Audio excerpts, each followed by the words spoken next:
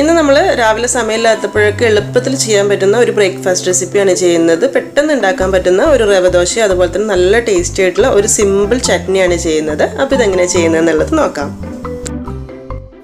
അപ്പോൾ ഈ ഒരു റവ ദോശ റെഡിയാക്കാനായിട്ട് 1.25 കപ്പ് റവയാണ് എടുത്തിട്ടുള്ളത്. വറുത്തിട്ടുള്ളതാണെങ്കിലും അല്ലെങ്കിലും കുഴപ്പമില്ല കേട്ടോ. അപ്പോൾ ആദ്യം ഇതൊരു മിക്സിയുടെ ചെറിയ ജാറിലേക്ക് ഇട്ടിട്ട് ഒന്നങ്ങ് പൊടിച്ചെടുക്കണം.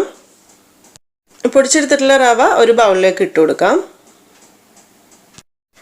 ഇതിലേക്കൊരു 3 ടേബിൾ സ്പൂൺ ഗോതമ്പ് പൊടി കൂടി ഇട്ട് കൊടുക്കുന്നുണ്ട്. ഗോതമ്പ് പൊടി ഒരുപാട് കൂടി പോകരുത് കേട്ടോ. അങ്ങനെ ആകുമ്പോൾ നമുക്ക് ക്രിസ്പി കൂടുതലില്ലാതെ ദോശയായിരിക്കും കിട്ടുക.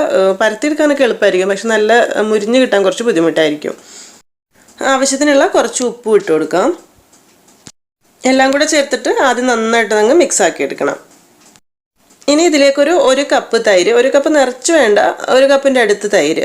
അത്യാവശ്യം പുളി കുറഞ്ഞ തൈരാണ് കേട്ടോ. നല്ല പുളി ഉണ്ടെന്നുണ്ടെങ്കിൽ 1 കപ്പ് മുഴുവൻ വേണ്ടി വരില്ല, ദോശയ്ക്ക് പുളി കൂടിപ്പോവില്ലേ. അതുപോലെ തന്നെ അത്യാവശ്യം കട്ടിയുള്ള തൈരുമാണ് എടുത്തിട്ടുള്ളത്. ഇനി ഇതിൻ്റെ കൂടെ തന്നെ ഒരു 1 കപ്പ് വെള്ളവും കൂടെ ചേർത്തിട്ട് നന്നായിട്ടൊന്ന് മിക്സ് ആക്കി എടുക്കണം. കുറച്ച് ഒഴിച്ചിട്ട് നന്നായിട്ട് അങ്ങ് മിക്സ് ചെയ്ത് യോജിപ്പിച്ചെടുക്കാം. 1 കപ്പ് വെള്ളം മൊത്തത്തിൽ ഒഴിച്ച് മിക്സ് ആയി കഴിയുമ്പോൾ ഈ ഒരു കട്ടിയിലാണ് ഉണ്ടാവുക.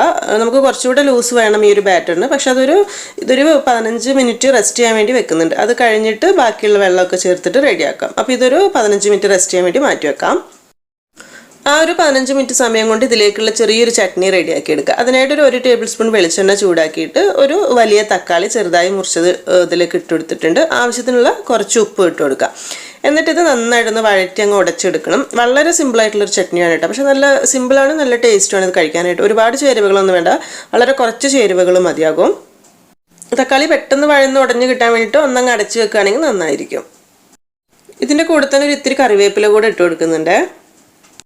തക്കാളി ഇതുപോലെ നന്നായിട്ട് വെന്ത് വരുന്ന സമയത്ത് ഒരു 1 ടീസ്പൂൺ മുളക് പൊടി ഇട്ട് കൊടുക്കാം. എരിവ് എത്രത്തോളം വേണമെന്നുണ്ടെങ്കിൽ അതിനനുസരിച്ച് എടുത്താൽ മതി.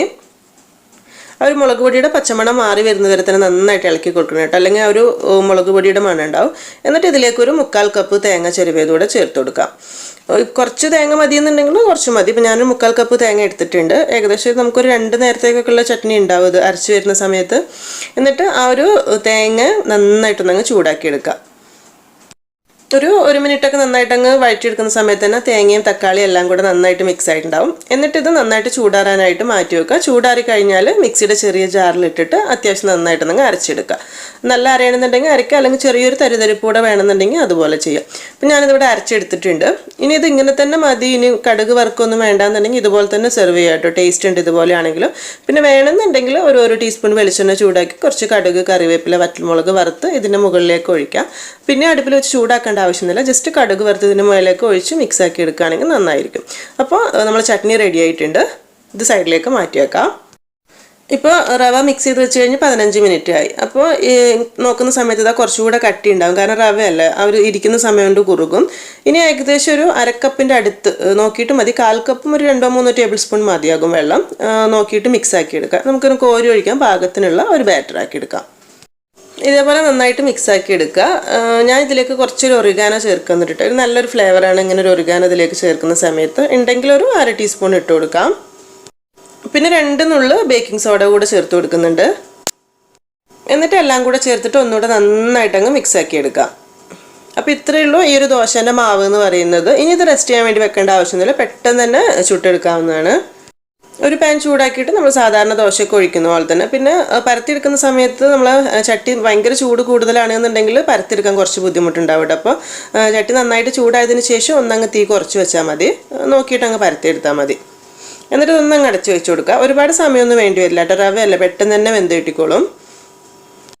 അതിൻ്റെ മുകളിലേക്ക് കുറച്ചൊരു നെയ്യ് ആക്കി കൊടുക്കുന്നുണ്ട്. നെയ്യ് അല്ലെങ്കിൽ ഒരു ഓയിൽ എന്തെങ്കിലും ഒരു ഇത്തിരി ആക്കി കൊടുക്കുമ്പോഴാണ് ടേസ്റ്റ് കൂടുതൽ കിട്ടുക. കാരണം കുറച്ചൊന്നങ്ങ് മുരിഞ്ഞ് കിട്ടുന്ന പോലെ ആകും. ഭയങ്കര ക്രിസ്പി അല്ല, എന്നാലും നല്ലൊരു ടേസ്റ്റ് കിട്ടും. അപ്പോൾ നെയ്യോ ബട്ടറൊക്കെ ആണെങ്കിൽ കുറച്ചുകൂടെ നന്നായിരിക്കും. ആ ഒരു സൈഡ് അത്യാവശ്യമൊക്കെ ഒന്ന് മുരിഞ്ഞ് വരുന്ന സമയത്ത് ഒന്ന് തിരിച്ചിട്ട് കൊടുക്കാം. എന്നിട്ട് അത് പെട്ടെന്ന് തന്നെ എടുക്കുക കേട്ടോ. പിന്നെ ചട്ടിയിൽ കിടന്ന് നല്ല മുരിഞ്ഞ് നല്ല ക്രിസ്പി ആയി കിട്ടണമെന്നുണ്ടെങ്കിൽ കുറച്ച് കൂടുതൽ സമയം വെച്ച് കൊടുത്താൽ മതി. ഇപ്പം ആ ഒരു ദോശ ഇതുപോലെ റെഡി ആയിട്ടുണ്ട്. ഇത് നമുക്കൊരു പാത്രത്തിലേക്ക് എടുക്കാം. നല്ല ചൂടോട് കൂടെ കഴിക്കുമ്പോഴാണ് ഈ ഒരു ദോശ ടേസ്റ്റ് ഉണ്ടാവുള്ളൂ. അത്രയ്ക്ക് തണുത്ത് കഴിഞ്ഞ് നമ്മൾ വിചാരിച്ച ടേസ്റ്റ് കിട്ടില്ല. അപ്പോൾ ബാക്കിയുള്ളത് ഇതുപോലെ തന്നെ ചുട്ടെടുക്കുക. അപ്പോൾ ചട്ടി ചൂട് കൂടുതലുണ്ട് എന്നുണ്ടെങ്കിൽ കുറച്ചൊരു വെള്ളം അങ്ങ് തെളിച്ച് കൊടുത്തിട്ട് ഒന്നങ്ങ് തുടച്ചെടുത്താൽ മതി. അപ്പോൾ നമുക്ക് കറക്റ്റായിട്ട് ചുട്ടെടുക്കാനായിട്ട് പറ്റും. ഇതുപോലെ ഒരു ഇത്തിരി പച്ചവെള്ളം എടുത്തങ്ങ് തെളിച്ച് കൊടുക്കുക കയ്യിലെടുത്തിട്ട്, എന്നിട്ട് അങ്ങ് തുടച്ചെടുത്താൽ മതി.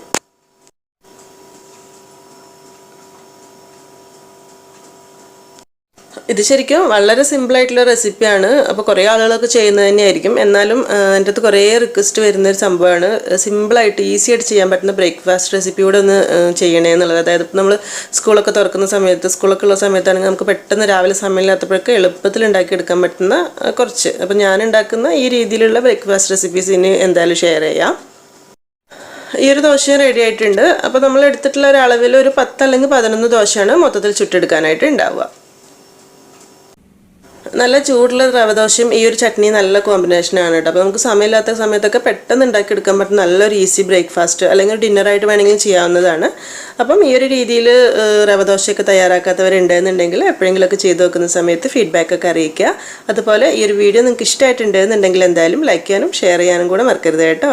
താങ്ക്